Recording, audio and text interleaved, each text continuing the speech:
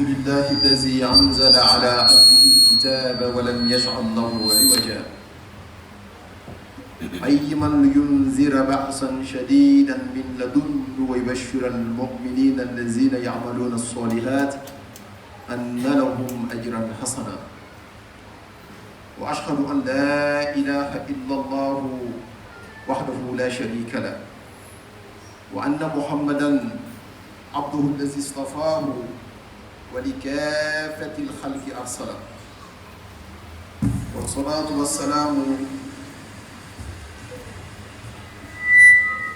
والصلاة والسلام على من جاء ودنيا الناس ظلم وظلام ومن نوره قد تنورت وعلى آله وصحابته الأبرار والتابعين وتابعيهم بإحسان إلى يوم الدين. أما بعد فيا أيها الناس اتقوا الله حق التقوى وراقبوه مراقبة من يعلم أنه تعالى يسمع ويرى واعلموا أن خير ما تقربتم به إلى الله أداء المفروضات وخير الورع ترك المحرمات وآكد المفروضات الصلوات الخمس الواجبات فعليكم بالمحافظة عليها في سائر الأوقات تنصروا وتجبروا. Très cher frère Allah subhanahu wa ta'ala, aujourd'hui est un autre vendredi pour dire merci à Allah subhanahu wa ta'ala.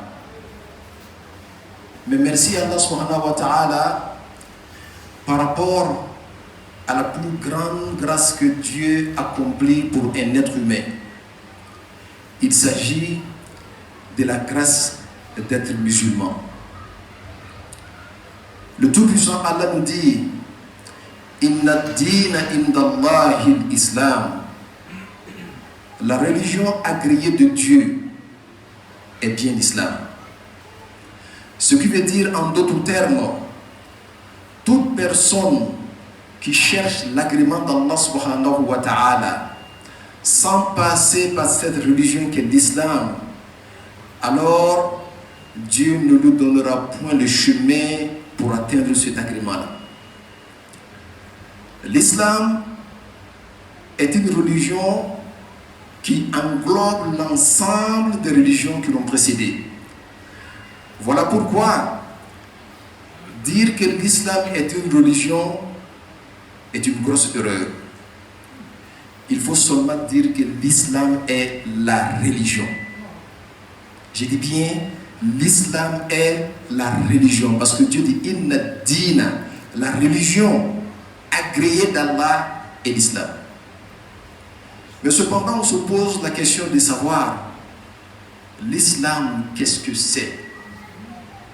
L'islam, qu'est-ce que c'est? Pour répondre à cette question, il faut voir un hadith que tout le monde appelle hadith ou Jibril. Dans lequel hadith, Sayyidina Omar bin Khattab, quand il a narré ce hadith-là, dans Bukhari et dans Muslim, mais surtout dans Muslim, il s'est étalé davantage par rapport à ce hadith.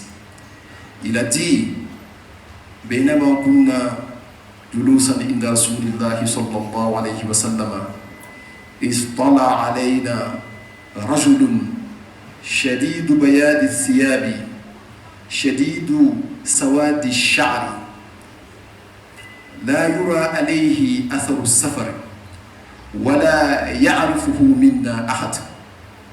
Il dit que pendant que nous étions assis avec le prophète Mohammed sallallahu alayhi wa sallam, il y a un monsieur qui fait apparition. On avait l'impression que ce monsieur-là venait du désert, mais cependant, il n'y avait point de trace de voyage sur lui. Il n'a pas de colis qu'il porte avec lui, il n'a pas de bagages. Quand tu regardes l'habit qu'il portait, cet habit était d'une blancheur extraordinaire. Vous regardez ses cheveux, Ses cheveux étaient d'une noirceur extraordinaire. Alors on voit un étranger qui vient d'un voyage, mais ce n'est pas un étranger. Il est propre, il est pur. Et tout le monde sait que quand on vient du désert, on est forcément poussiéreux. Il vient et il s'assoit au côté du prophète Mohammed sallallahu alayhi wa sallam. Il joint ses jambes à celles du prophète Mohammed sallallahu alayhi wa sallam. Et il commence à poser la question au prophète Mohammed sallallahu alayhi wa sallam. Il dit, Ya Rasulallah, akhbirni man islam. Ô messager d'Allah, dis-moi, cette religion qu'on appelle l'islam là, qu'est-ce que c'est? Le prophète Mohammed sallallahu alayhi wa sallam lui donne des informations sur l'islam qui consiste à croire en un seul Dieu, attester qu'en dehors d'Allah il n'y a point de divinité. Ce qui était une grande dimension dans la marche d'un être humain vis-à-vis d'Allah subhanahu wa ta'ala. C'est le véritable moteur. Celui qui ne sait pas qu'en dehors de Dieu, il n'y a point de divinité, la personne associe forcément d'autres divinités à Allah subhanahu wa ta'ala. Dieu est unique.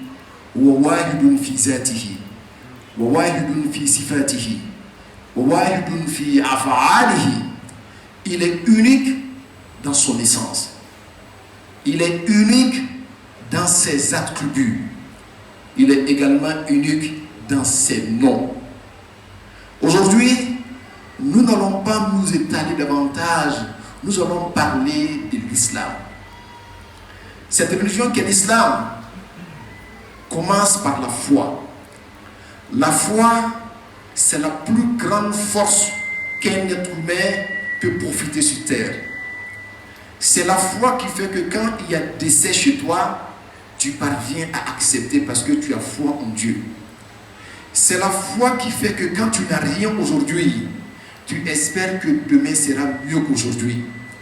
C'est la foi qui fait que le passé sombre qui t'avait mis dans un état de désarroi, tu parviens à l'oublier. Si quelqu'un vous dit que moi j'ai pas foi en Dieu, ne fais pas de lui ton ami. Celui qui n'a pas foi en Dieu, c'est l'être le plus pire de cette existence. Car celui qui a foi en Dieu, s'il y a des problèmes entre vous, tu peux lui dire à cause de Dieu, pardonne-moi. Et à cause de Dieu, il peut te pardonner. Mais celui qui n'a pas foi en toi ou en Dieu, la personne n'a peur de rien. C'est ainsi que les grands mufassiroun disent que l'être humain doit avoir peur de Dieu et il doit avoir peur de l'ennemi de Dieu et il doit avoir peur de l'ami de Dieu. On doit avoir peur de combien de choses? De 3 choses. De Dieu, c'est évident. Tout le monde sait que Dieu, il est de tout puissant. Il peut t'écraser s'il veut. Si tu n'as pas peur de quelqu'un qui n'a pas de papa, il n'a pas de maman, il n'a pas de soeur, il n'a pas de commencement, il n'a pas de fin, c'est que tu es idiot. On le dit en doula, c'est lui que quand il prend ton fils, tu n'as pas encore fini de pleurer, il prend ton frère. C'est lui seul qui fait ce qu'il veut.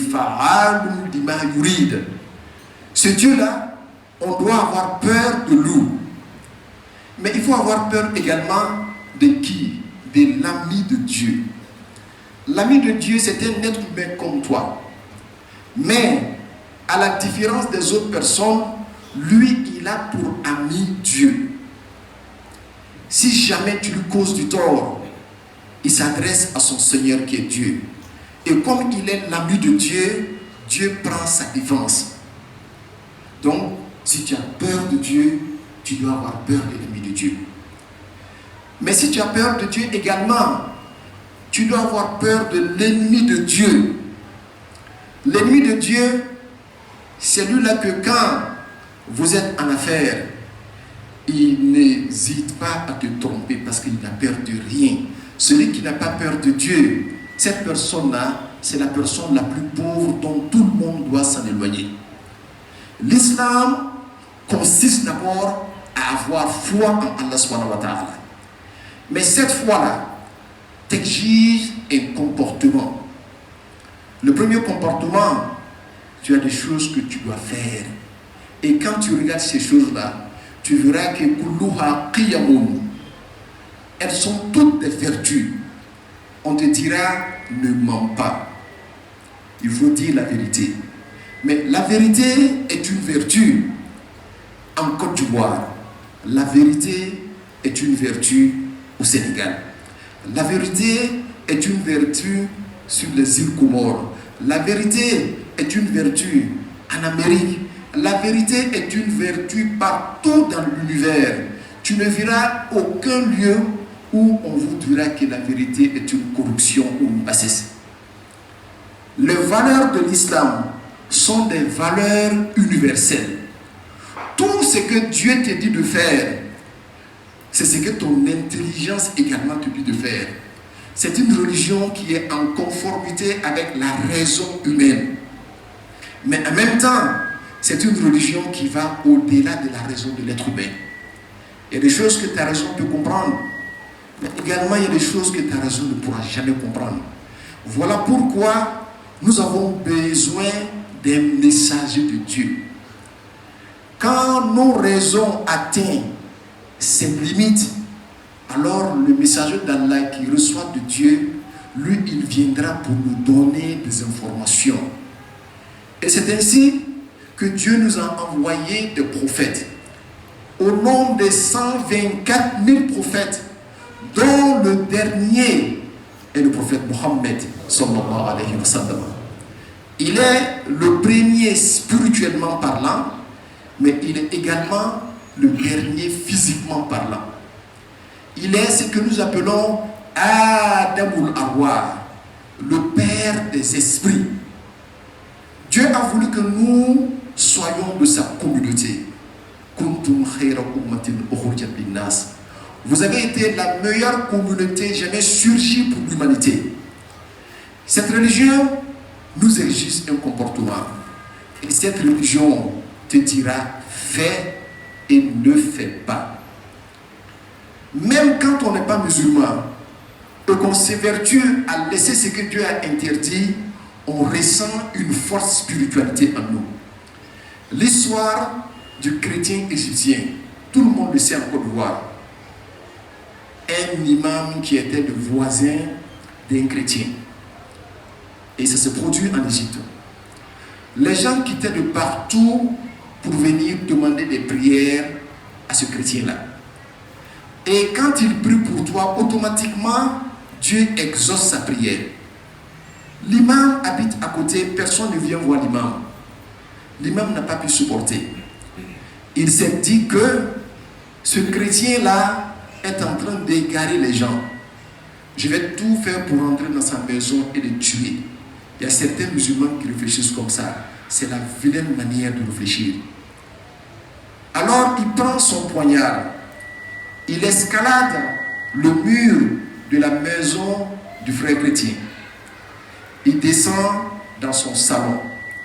Et quand il s'approche de la chambre du chrétien, alors que le chrétien était à l'intérieur de sa maison, le chrétien crie à haute voix en lui disant « Ya Muhammadi, utruk khinjaraka » Il dit « Oh toi, le disciple du prophète Mohammed, laisse tomber ton poignard. » Il ne l'a pas vu.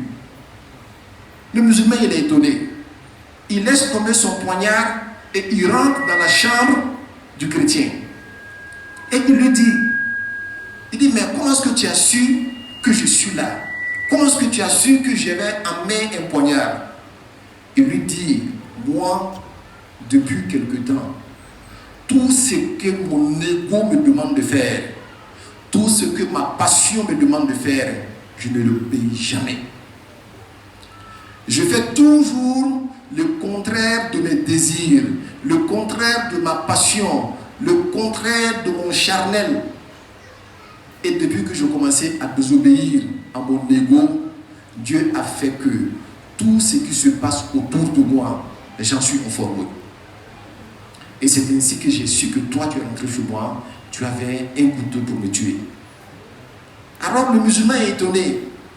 Il lui dit, mais pourquoi tu n'es pas musulman? Il dit, moi je te dis, tout ce que mon ego me dit de faire, je ne fais pas. Et pendant que tu es en train de me parler, je vois que mon ego me dit de ne pas accepter l'islam. J'ai compris que l'islam est bon pour moi. Et il a dit, Ashhadu an la ilaha illallah wa ashhadu anna Muhammadan Rasulullah. Il est devenu musulman. Regardez, il désobéit à ses ego, automatiquement, il devient musulman. Qu'est-ce que cela veut dire? Cela veut dire que ce que l'islam nous interdit là, c'est pas que Dieu tire un profit dedans. C'est nous-mêmes qui tirons un profit dedans. Ce qui nous entoure, que nous ne voyons pas, est plus important que ce que nous voyons. Alamul ghaibi awsa'u min alamil shahada. Ce que nous ne voyons pas est plus grand que ce que nous voyons. Si tes yeux ne te permettent pas de voir, fais en sorte que ton cœur te permette de voir. Et tu ne peux obtenir cela que lorsque tu t'interdis ce que Dieu t'a interdit. Et tu te façonnes avec toutes les recommandations d'Allah subhanahu wa ta'ala. Et c'est ça, les premiers principes de notre religion, qu'est l'islam. Face à Allah, que nous puissions comprendre la profondeur de cette religion. Aujourd'hui, nous avons décidé de parler des dimensions de cette religion. Mais nous ne sommes pas encore entrés dans les dimensions. Nous sommes dans la première dimension. Et désormais, dans notre sermon du vendredi, c'est comme ça que nous allons aller petit à petit. L'islam, l'iman, l'ihsan, jusqu'à ce que nous puissions aller au-delà des dimensions même de l'ihsan. Et c'est dans ce moment que nous allons comprendre la profondeur et la grandeur de la religion que Dieu nous a donnée.